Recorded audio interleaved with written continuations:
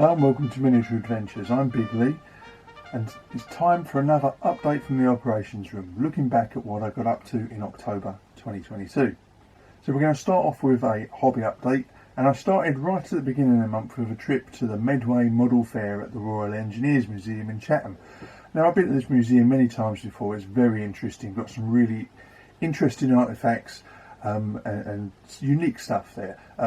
Zulu War artefacts in particular are very interesting, but probably the best thing to look at is the Waterloo map used by Wellington to actually plan out where he was going to hold back the French. But I was there mostly to see the Medway modelers, and it saw over a dozen traders and groups selling models, tools, displaying their finished creations. And while scale modelling is obviously a very different hobby to wargaming, and a whole other level of craft in their painting, there's some really interesting and useful crossover skills and techniques to be learned. And let's face it, it was just nice to wander around a really good museum and ogle some really nice toys. So a very good day all round. Then also at the beginning of the month, we got another remote gaming with the rejects. Richard put on a second half of a remote game, testing out some campaign rules for a remote campaign that he's thinking of doing. A very interesting outcome. Didn't quite turn out the way I expected, thanks to the gung-ho antics of one of my teammates, but we all learned something. I certainly hope he learned something, because his command was wiped out to a man. And the other big thing that happened this month was my Wars of the Roses models finally turned up from Bacchus, and I did an unboxing video earlier in the month. Proved very popular, strangely.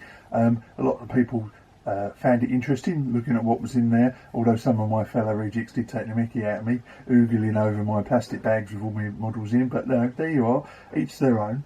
And I'm having a good go through the models now, looking at trying to figure out how I'm going to be laying them out. I bought a load of flags. I'm trying to decide on exactly on the basing. I've made some. I did a little bit of video on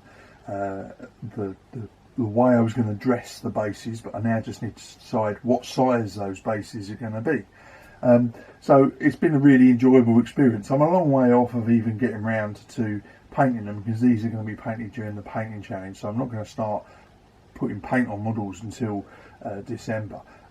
Between now and then, though, I can clean them up, I can mount them on their sticks, I can even prime them, but I just can't do anything else.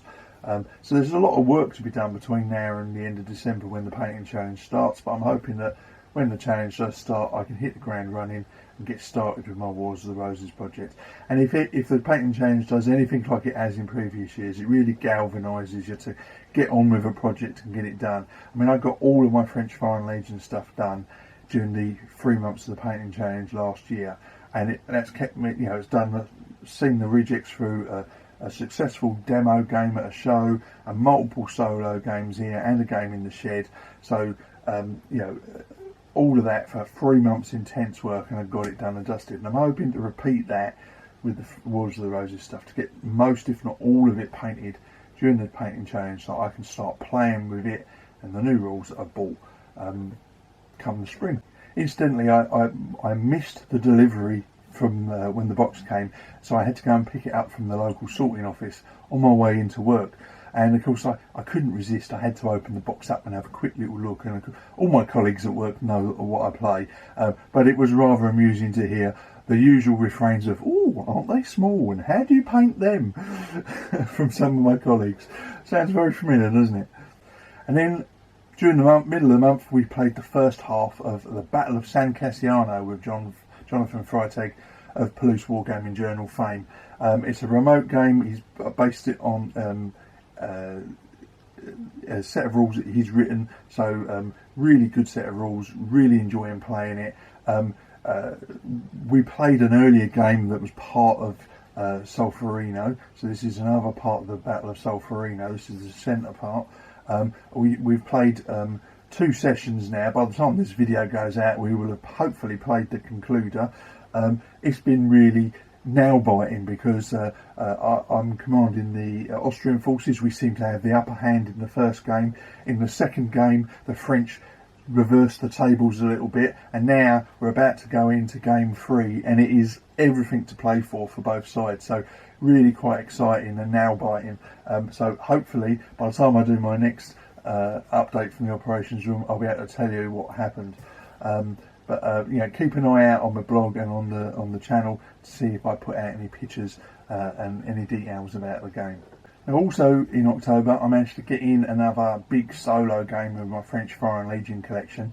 I won't say too much at the moment because I'm still trying to edit the film basically and turn it into a battle report for the channel. But as per my previous statement, the published date may get pushed back a little.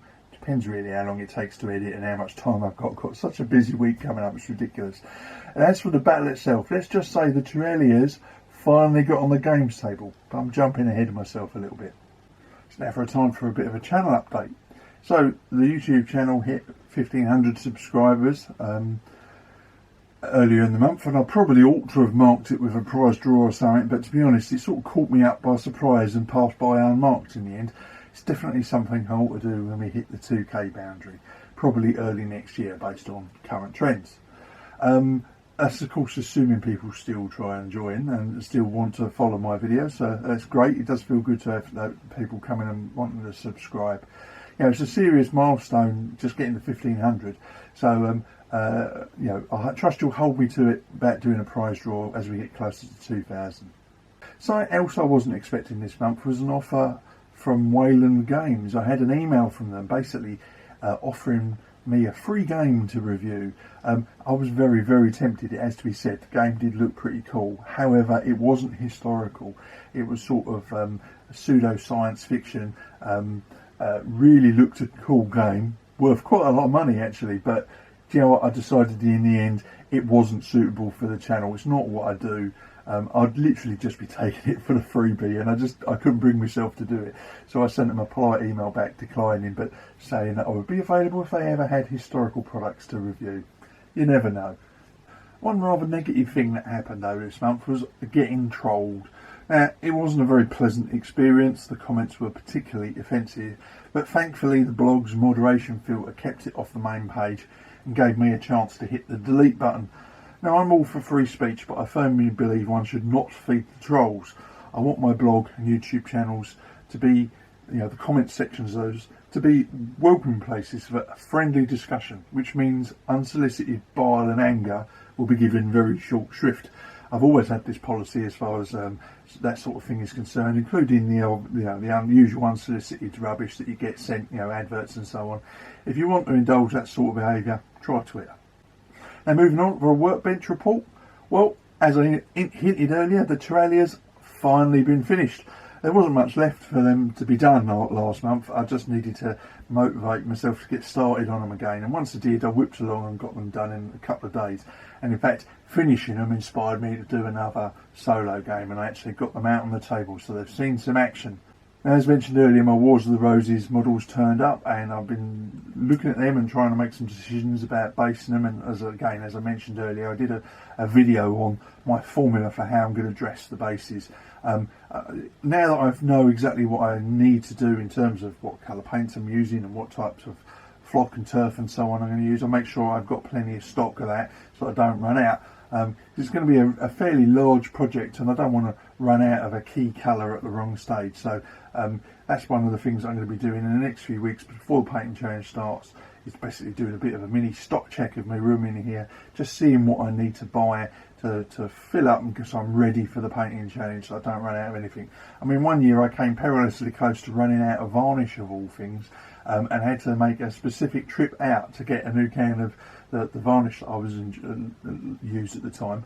And I don't want to ever come that close to that again, because I was trying to, you know, when you're doing the painting challenge, it's quite a tight schedule. You know, you've got to get things painted, based and prepared and all done, and then you've got to do a post at the end of it, a blog post at the end of it, and all that within each week. If you're trying to do, you know, I try and put something out each week. So, you know, having to lose an entire evening because I had to shoot down to my local branch of the range to get some spray varnish. I don't want to repeat that again. So I tend now to do like a mini stop check about this time of year, just have a look at what I've got, what I've running out of, what cans or bottles are nearly empty, and make myself a list. I've got a couple of game shows coming up in the next few weeks, and I want to go armed with a shopping list of things I need, and anything I can't get at the shows I'll order online. So now we come to my book review. Now I haven't actually read anything this month. I've just been so busy with everything else, I've not finished a book.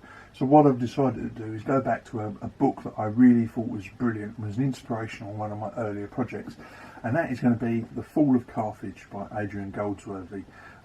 If you've never read this book, I strongly recommend it if you've got even a passing interest in ancients.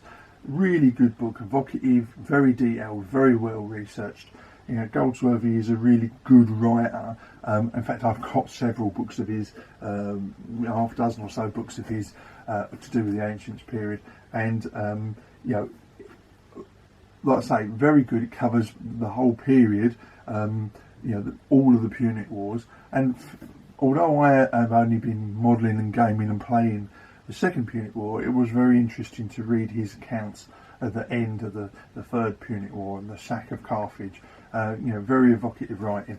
Like I say, he's got a very, I'd say an academic style, but it's a very colloquial style. It's very easy to read.